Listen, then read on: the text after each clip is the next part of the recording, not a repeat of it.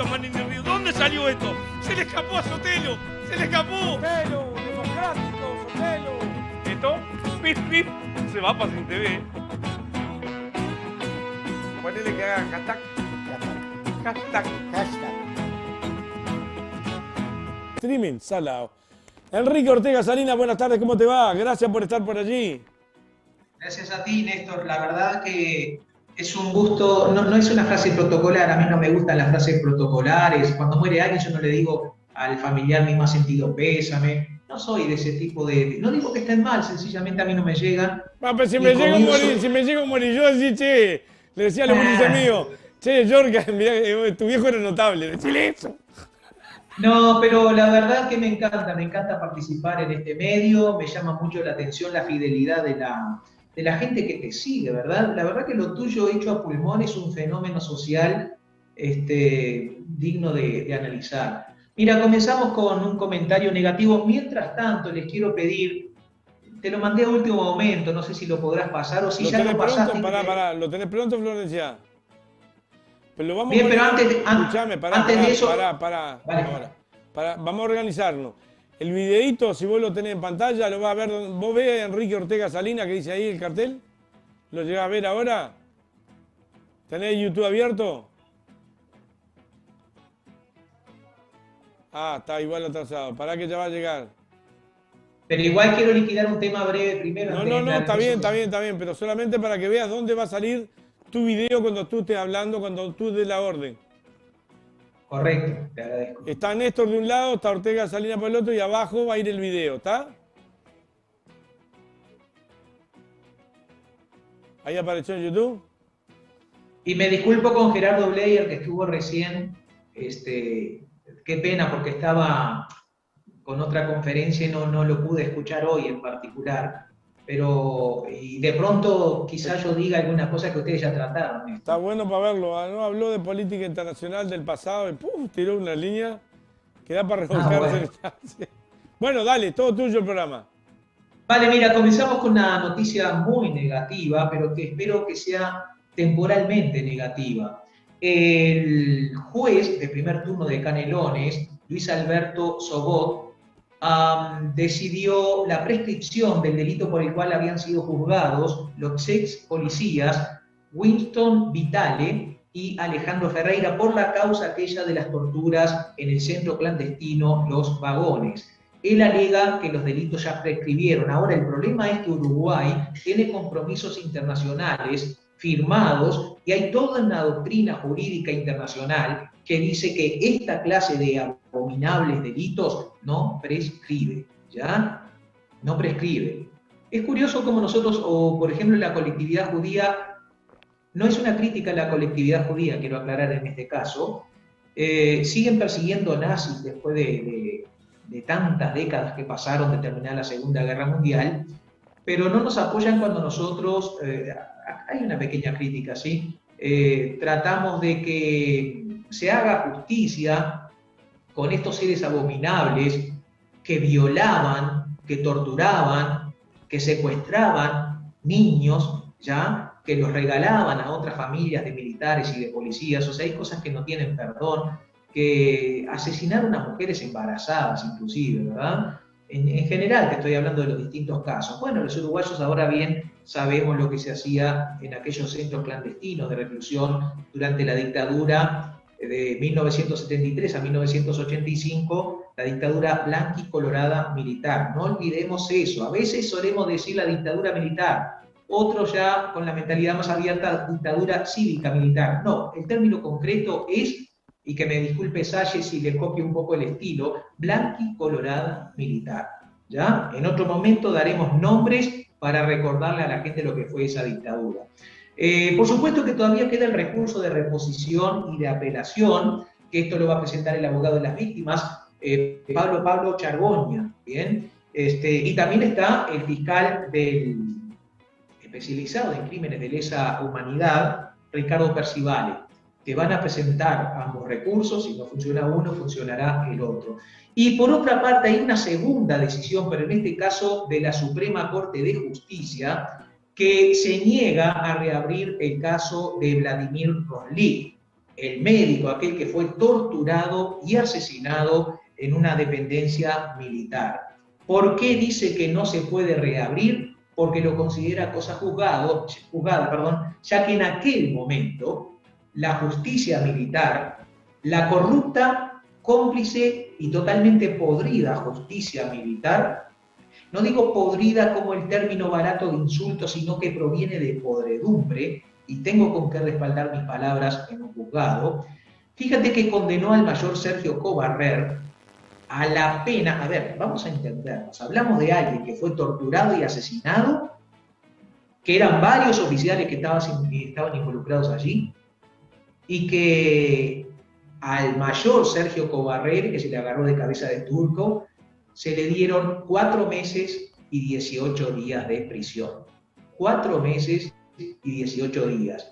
Una verdadera vergüenza. Para mí ese fallo es totalmente ilegal e inconstitucional. Menos mal que ya no tenemos encima nuestro, colaborando con los cómplices, con estos torturadores y degenerados uniformados, que no estoy hablando obviamente de todos los uniformados, ¿no? Sino específicamente de los responsables de este tipo de crímenes. Ya no tenemos a la justicia militar colaborando con ellos, que es una aberración absoluta. Ahora sí, quería hacer este comentario. Creo que esta es una mala noticia, pero al corto tiempo, que va a terminar cayendo, porque Uruguay se expone a sanciones internacionales, insisto, por convenios que ha firmado en materia de derechos humanos. Te voy a pedir lo siguiente.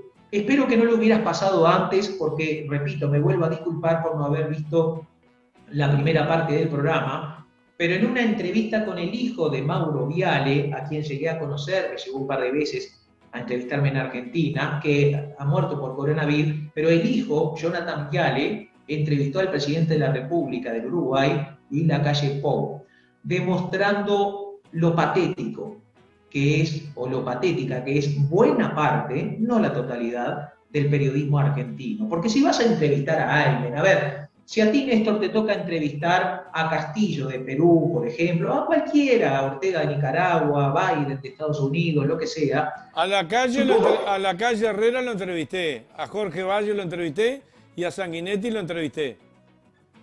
Perfecto, pero no vale el ejemplo para lo que te voy a decir, porque tú para ellos, para entrevistarlos a ellos te preparaste toda la vida, porque dominas todo lo que fue la gestión respectiva, ¿verdad?, de cada uno.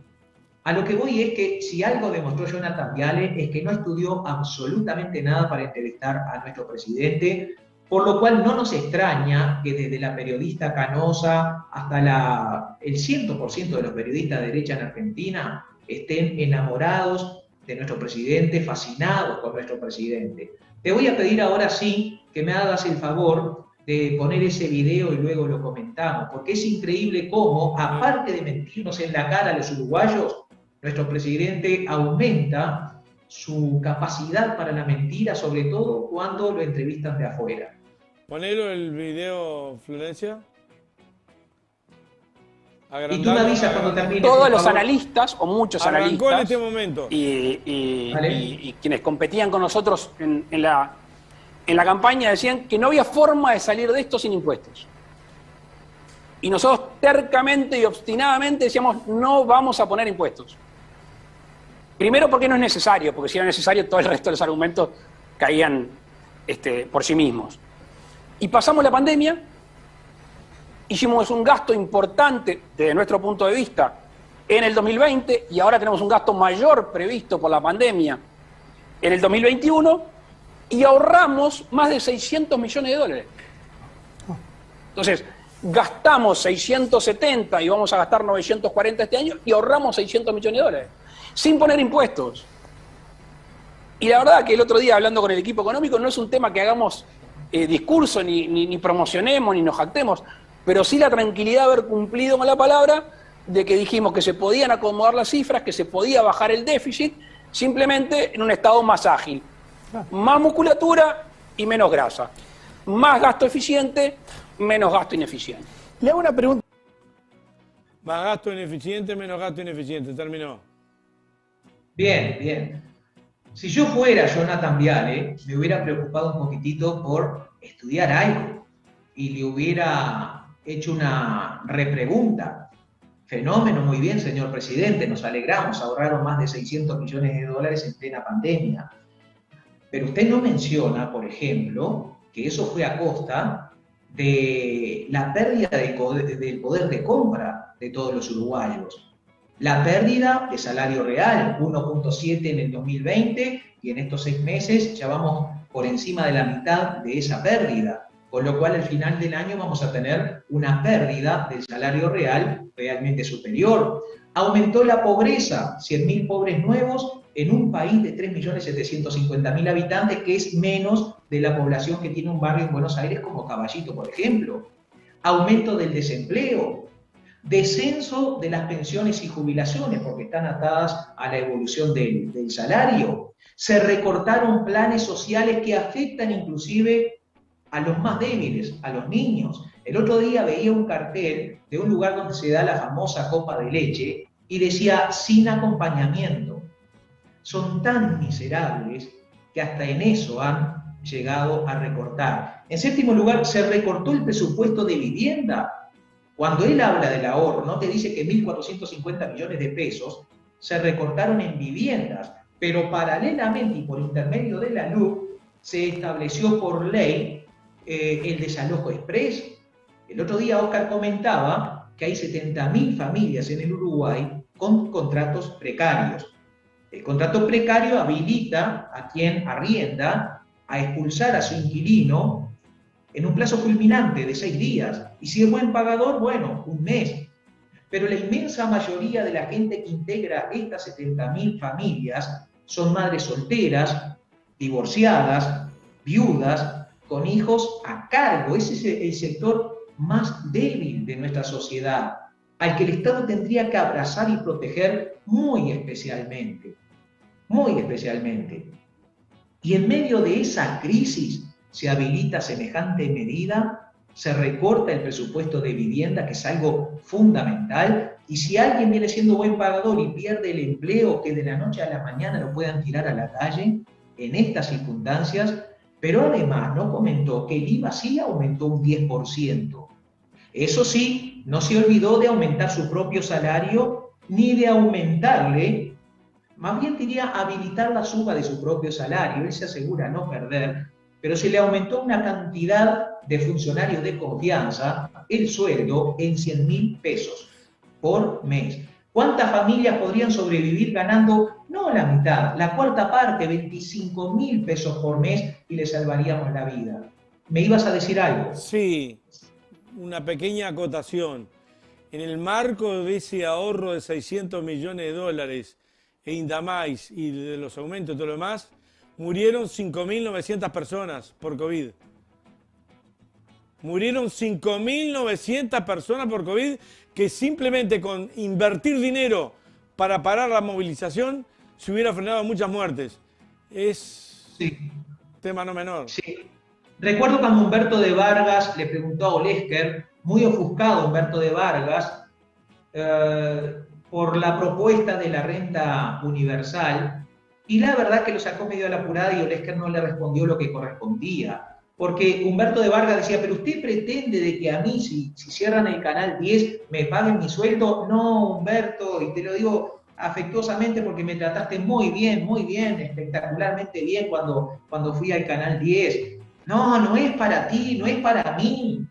Nosotros, digo, quizás no seamos multimillonarios, pero tenemos un techo, tenemos la comida. Es para la gente que realmente precisa. Eso no es demagogia. Eso es un sentido mínimo de humanidad. Y qué curiosa la derecha, porque es la que más gárgaras hace con el cristianismo, pero cuando llega la hora de practicar el cristianismo, están en las antípodas, ¿verdad? Yo no entiendo cómo los neoliberales se pueden decir cristianos, porque si el cristianismo tiene una antítesis, esa antítesis se llama neoliberalismo.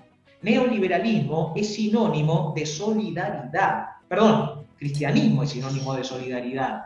Y neoliberalismo es todo lo contrario. Basta con leer el diario El País, cómo sus principales columnistas denostan la solidaridad. Bien, ahora también, debo decir en 10º lugar, que aumentaron las tarifas públicas, que se recortaron 9.000 becas estudiantiles. 9.000. A ver, 9.000 en Argentina, con 40 y pico de millones de habitantes, es nada. Pero estamos hablando de Uruguay. Es un drama tremendo. ¿Bien? Me parece que te equivocaste. No aumentaron la tarifa, ya te lo dijo el presidente. Son ajustes. Eso siempre la acomodan, siempre tienen. Ahora te voy a decir otra cosa. Pero también el presidente miente por omisión, porque al jactarse, dice, no nos estamos jactando, pero sí te jactaste, Luis. No es broma que tarados no somos. No mencionó los miles de micro, medianas y medianas empresas que tuvieron que cerrar. O sea, todo eso no lo comentó. Hay varias maneras de mentir. Una es no diciendo. O sea, una es distorsionar la realidad. Otra es no contando. Porque, por ejemplo, mira, el diario El País, el día 26, en su editorial, estoy hablando del diario oficial de la dictadura, comenzó criticando el recurso del referéndum, diciendo que atenta contra la sostenibilidad de la democracia. O sea, primero se burlaban diciendo que íbamos a pasar un papelón porque no íbamos a juntar las firmas. En la parte editorial, van a pasar un papelón, lo dijeron. Yo no sé si sacaron ese artículo porque te juro que lo googleé, lo había leído y ya sabes que cuando registro algo se me queda grabado en la cabeza. Y ya no lo encuentro. Debe estar, seguramente soy yo el que no lo encuentra. Pero ahora, como sí juntamos las firmas, se están quejando contra este recurso que tiene la población, ¿bien? Como su única forma de resistencia cuando un gobierno abusa por intermedio de alguna ley. O sea que están yendo contra eso, ¿no? Te quería comentar otro pequeño detalle. En marzo de este año, porque estamos hablando de distintas maneras de mentir, se pasaron las cifras del descenso de delitos en el Uruguay, ¿bien? Al año de la gestión de Jorge Larrañaga, ya sabemos, fallecido. Lo que no dijeron es que la aclaración de delitos bajó en un 13,5%. O sea que cuando hablamos de efectividad de la policía, ya que les gusta comparar con el año 2019, que es el último año de Eduardo Bonomi, bien, entonces Bonomi tuvo un 13,5% más de efectividad en la aclaración de los delitos. Ahora, y esto es un tema que te lo prometo detallar más adelante, de acuerdo a la organización Inside Crime, que hace un estudio de la evolución de los delitos en todo el continente, la inmensa mayoría de los países tuvieron un descenso, muy particularmente en los homicidios y en los crímenes en general. Pero cuando hablamos de delito en Uruguay, nos han logrado meter en la cabeza que en el único delito que tenemos que pensar es en el abigeato, porque obviamente que perjudica al sector agroexportador, pero cuando hablamos de la percepción de criminalidad, siempre pensamos en el ratero, en el rapiñero. Nunca pensamos en el delincuente de cuello blanco, y el delincuente de cuello blanco está loco de la vida con este gobierno, porque gracias a la LUC ahora se lava de una manera mucho más sencilla que antes de la LUC. De hecho, los ROS, registros de operaciones sospechosas, que son informes de las inmobiliarias, de los escribanos, de los abogados, del sector bancario, del sector financiero, han bajado abruptamente, van en picada, van rumbo a la mitad de lo que teníamos en el año 2019. Porque si antes... Pará, que me perdí en algo ahí. A ver, explícame lo vuelto. El ROS es la sigla de Registro de Operaciones Sospechosas. Hay una serie de instituciones públicas y privadas que tienen la obligación de informar, ¿bien?, de las operaciones sospechosas al gobierno. ¿Correcto? Sí. Bien, actividad correspondiente. Eso bajó abruptamente desde que está la luz. O sea, se lava más dinero, porque, por ejemplo, si tú ibas a depositar $20.000 en el Banco Santander, por decir algo, ¿no?, tenías que presentar una cantidad de documentos y el banco la obligación de decir que Néstor Ulloa depositó $20.000 y tenías que decir de dónde. Ahora, si no son 100.000, ya no pasa nada. O sea, esto se hizo para favorecer a los narcotraficantes, a los que se dedican a la trata de blancas y a los negocios turbios. Volviendo al tema del diario El País, que me quedó colgado algo, el diario El País, por otra parte, está remitiendo una semana sí y otra también, contra los sindicatos.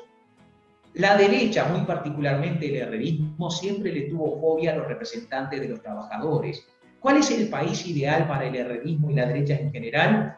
Un país sin sindicatos, donde como en Paraguay puedas pagar por debajo del salario mínimo, donde los empresarios no tengan que preocuparse por mantener ciertas condiciones básicas de seguridad, por ejemplo en una construcción. Están en contra de la ley de responsabilidad empresarial, lo dijeron claramente, la votaron en contra. El país ideal para ellos es aquel en el cual, si el patrón le grita o hace abuso físico o verbal, lo mata a rebencazo, por ejemplo, lo castiga a rebencazo, como ya ocurrió el año pasado, en 2 puntos distintos del país, el peón se limita a agachar la cabeza y a decir sí señor o no señor. Siempre recuerdo algo, creo que te lo comenté, conversando con un taxista, le pregunté lo siguiente: dime, ¿qué diferencia ves en Venezuela desde antes que estuviera Chávez y ahora? O sea, esto fue allá por el 2000, estaba Chávez todavía, ahora que está Chávez. Dice, ¿sabe cuál es la diferencia? Rubio me decía, ¿cuál es la diferencia, Rubio?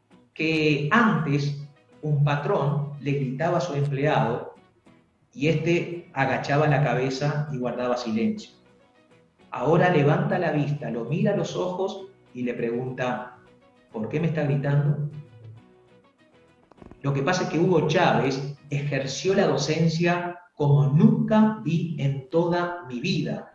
Hasta el más humilde de los venezolanos domina ese librito chiquitito que es la Constitución de la República Bolivariana de Venezuela. Y es en lo que estamos fallando. ¡Ah! ¡Genial! Genial, genial, genial. ¿Qué te pasa? ¿Sabes qué? Mira, te aprovecho a comentarte, estamos haciendo un picoteo. Hugo Chávez cobraba un sueldo como retirado militar. Cuando llegó a la presidencia renunció a ese salario y se lo daba a, creo que eran 4 o 5 estudiantes, pero con una condición: tenían que ir todos los meses a la Casa de Gobierno, al Palacio de Miraflores, a presentar sus calificaciones. En una ocasión los atendió él personalmente y les decía, che, ¿por qué tenés baja historia? Y les daba una lección de historia que salían enamorados de la historia. Tú dirás, pero ¿cómo un presidente? Lo dijo Never Araujo, ¿cómo un presidente va a andar haciendo estas cosas? Pero te cambia la vida, ponete en la piel de un chico de 15 años, que el presidente va y te habla de esa manera, pero te come los libros al día siguiente, ¿verdad? Acá yo me saco selfie. Tenía varias cosas para tratar. Entonces digo, bueno, no olvidemos que Jonathan Viale, en primer lugar, es un hombre de derecha, ¿bien? Así que no debe de llamar la atención. Y en cuanto al diario El País, no solo era el diario oficial que usaban los militares, sino que también era el sector más anti-wilsonista. Eso parece que lo olvidáramos, ¿verdad? En fin, te dejo pasar un aviso, porque si no, no vas a poder facturar. Ah, pero sí te quería señalar lo siguiente. Fíjate que ahora están en contra de la reunión de firmas, pero cuando Larrañaga, ya que lo mencioné, juntaba las firmas para su campaña Vivir sin Miedo, ahí no estaban en contra del referéndum, o referéndum, como quieran llamarle, ¿no? Ellos, el diario El País, considera injusta la recolección de firmas que va a habilitar sin dudas el referéndum, porque dicen que Luis Lacalle Pou en la campaña electoral anunció la LUC. Sí, anunció el título, pero el contenido lo conocimos luego que llegó a la presidencia, y del desalojo express no había ni una sola palabra, ¿no? Hablando del diario El País, ¿te acordás que yo no sé si salió en el diario El País, dicho sea paso, como yo no lo compro? Le voy a preguntar a Franco. Franco lo compra porque dice que hay que leer todo. Gustavo Franco, que está los viernes. Pero hasta hace poquito, una semana atrás, salió que aquellos policías que estaban de investigación sacándole fotos a la gente que levantaba firma o que pintaba muros, ¿te acuerdas? Resulta que fueron mandados por la policía.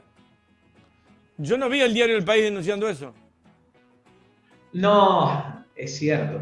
Y el ministro se tuvo que disculpar. ¿Te acordás que primero Heber Hablando de mentirosos, ¿no? El ministro Heber primero dijo que la policía estaba allí para que lo vigilaban, pero para cuidarlos. Para que estuvieran bien. Pero ¿quién les pidió protección? Luego tuvo que reconocer, porque estaba por escrita en la circular, la directiva, de vigilar como si fueran delincuentes a los que juntaban firmas para la LUC.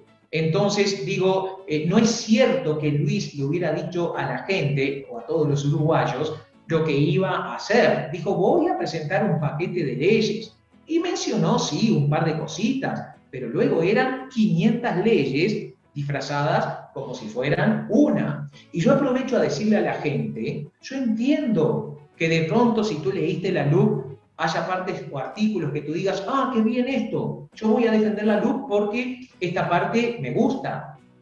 No estamos contra toda la LUC, solo contra 135 artículos, como el de los desalojos express, entre otros, ¿bien? O el de la limitación de la información pública, entre otras aberraciones, pero el resto perfectamente se mantiene. Se mantiene. Estoy mezclando lo del diario El País porque todos los días me asombra. Volviendo al tema de el ministro del Interior, él habla, y de la cantidad de delitos que estábamos mencionando, él habla de 131 homicidios en el último año. Pero fíjate que aquellos que seguimos las noticias de los propios medios de información de la derecha, nos da la cuenta 152, 131 contra 152. Pero como siempre la regla, igual que con la suba de las tarifas, que dicen que no es suba, pero tal cosa, y lo de los impuestos, que no es. Es más, el gas lo aumentamos por debajo, porque tendríamos que aumentarlo más, te lo dice. Exacto, ¿verdad? Ahora, él lo que dijo fue, no, lo que pasa es que en un principio parecían homicidios y terminaron siendo suicidios. Anda ahora a averiguar, pero las noticias decían homicidios y contando uno tras otro, las cuentas nos dan 152. Esto ya había sucedido el año pasado con Larrañaga, y recuerdo que en aquel momento yo cité una canción de Ricardo Arjona. Te conozco desde el pelo hasta la punta de los pies. Sé que roncas por las noches y que duermes de revés. Y dices que tienes 20 cuando tienes 23. En aquel momento él decía 30 y eran 33 homicidios. Pero por lo menos, mirá, hay un oficial de policía, un jerarca policial. ¿Te acordás el coordinador de la jefatura de policía de Maldonado? No, pero si decía el nombre me puedo acordar. El comisario mayor Fernando Pereira, que fue procesado, y el mismo que había hablado con el ministro de Turismo para hacerle favores personales. ¿En qué quedó eso? Fue procesado por varios delitos, pero uno de ellos... No, ¿en qué quedó lo del ministro? No, en nada. Si bien, porque a ver, hay dos aspectos. La justicia no puede condenar por una cuestión ética, por una falta ética, sí por cuanto se trate de un delito. Hay dos bibliotecas ahí como siempre, ¿verdad? Pero el hecho fue que este jerarca policial, comisario mayor Fernando Pereira, presionó a un particular para que no presentara una denuncia por abigeato, porque si no las estadísticas se nos van por las nubes. O sea, es un operador, o era un operador político. Bien, entonces ya tenemos por lo menos un caso, donde tengo el jarabe, bueno, no importa, un caso donde un jerarca policial reconoce que se falsean los datos. Yo realmente a este gobierno no le creo absolutamente nada. La Asociación de Defensores de Oficio, por su parte, presentó una carta ante la Suprema Corte de Justicia manifestando que han aumentado los casos de abuso policial, sobre todo gracias a la ley de urgente consideración. Y tanto Larrañaga como Heber, pero tienen tanto, es tan grande el tupé de esta gente, acusan de mentirosos a los que dicen que aumentaron los casos de abuso policial, pero no vimos todos los uruguayos cuando varios policías detenían a un adolescente obligándole a borrar su video mientras que uno le pegaba mamporros de atrás? ¿No vimos a aquel policía que detuvo a una mujer por robarse un chocolate y ejerció una violencia extrema contra ella? ¿No lo vimos? ¿No vimos a aquel policía en un asentamiento baleando a boca de jarro con estas balas de goma a una mujer que quedó con unas heridas tremendas? Las cicatrices todavía las tiene. O sea, todos vimos esta clase de abusos, pero no fueron tres casos. Fueron muchísimos casos. Realmente se han multiplicado los casos de abuso policial. Esto incluso en otro programa contigo. Ahora que me picó la nariz, si se fijan bien en el video que acabamos de pasar, cuando el presidente se jacta ante la prensa argentina, se toca la nariz. A mí me picó realmente. Pero en psicología se dice que cuando te pica la nariz es porque tenés el síndrome de Pinocho. Qué casualidad, en el momento cumbre de su entrevista, al presidente le pica la nariz. Yo me tapé la nariz por la duda. ¿Cómo? Yo me tapé la nariz por la duda. Pero como te decía... Escuchame, pará, antes, estamos casi en hora, pero antes que te me vayas. 2 minutos. Ya que estás hablando de Heber, háblame del puerto. Bueno, hablando de mentiras, la mentira más grande que se le ha dicho a los uruguayos, además de las tarifas y otras cosas, hubo mentiras por omisión, porque en la campaña electoral la Calle nunca prometió bajar el presupuesto de vivienda de 313 millones de dólares que teníamos en 2019 con el Frente Amplio. A ver, tome nota, señora y señor, vecino, vecina, tomen nota. En el 2019, ya te respondo la pregunta, con el Frente Amplio el presupuesto para vivienda era de 313 millones de dólares. Ahora es de 187 millones de dólares. En algún momento de su campaña el presidente dijo, les prometo bajar de 313 millones de dólares a 187 cuando yo llegue al gobierno. No. Pero la gran mentira por lejos y que produce un perjuicio enorme al Uruguay es el haber dicho que esta empresa portuaria nos iba a demandar por una fortuna también y que tenían el juicio ganado, lo cual es una reverenda mentira, porque se basaron en informes de los abogados de esa empresa. ¡Ah, qué chiste! ¿Y qué van a decir? ¿Que no, que hay gran posibilidad de que el Estado uruguayo salga indemne o salga victorioso? Todos recordarán cuando la Philip Morris demandó al Uruguay también por una fortuna y quedó patinando en el barro. Perdió Philip Morris, una multinacional muy poderosa, pero la razón le asistía al Estado uruguayo.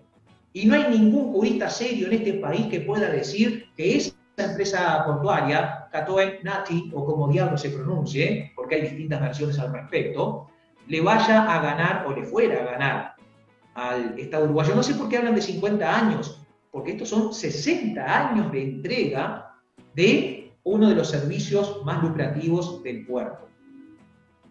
No sé si era esa la... Sí, era esa la pregunta. En realidad era esa la pregunta y se me suman más, pero bueno, nos tenemos que ir. Qué lástima. A propósito, Caras y Caretas me envió la tapa del próximo fin de semana. A ver, tirame la tapa que la tenemos. Pará, creo que es esta. Ahora te la paso. No, pero la tenemos acá, la tenemos acá. Ah, vale. La hora de los mentirosos. A ver, ¿la podemos tener? Creo que sí, vale. Que la que está vestido de... A ver, nuevas andanzas, no, la que tengo nuevas andanzas de... No, esa nuevas andanzas de Pampita y su Arlequín. No, pero la próxima que ahora te lo mando es la hora de los mentirosos. Tratar de mentiroso a un presidente, a un ministro y todo su entorno, es algo grave. Si yo soy el que miente, si estoy difamando, si estoy calumniando, me pueden hacer una demanda por difamación e injuria, como corresponde.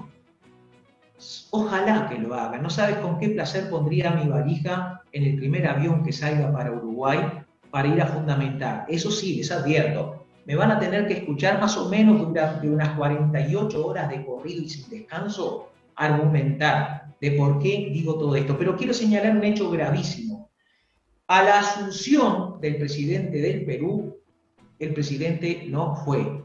Eso en el mundo diplomático tiene una sola palabra. Mandó al canciller Bustillo, ¿verdad? Tiene una sola palabra, desplante. Pero fíjate que el primer país al cual visitó, con el primer presidente que se reunió, fue con Bolsonaro de Brasil, de ultraderecha. Su equipo, bueno, también mandó gente para hablar con Donald Trump, pensando que Donald Trump iba a ganar la elección. Y no invitó a la asunción de su presidencia a los presidentes de izquierda. Digo, esto lamentablemente en política exterior también hemos retrocedido de manera vertiginosa. ¿La seguimos la semana que viene? La seguimos. Gracias, Enrique. Gracias a ti, ha sido un gusto. Mañana te envío el programa tuyo solo, la columna tuya. Genial, genial. Te agradezco Nos mucho. vemos. Chau, gracias. Que pases muy bien, suerte. Vamos a ver los termos ahí que tenemos, los pegotines.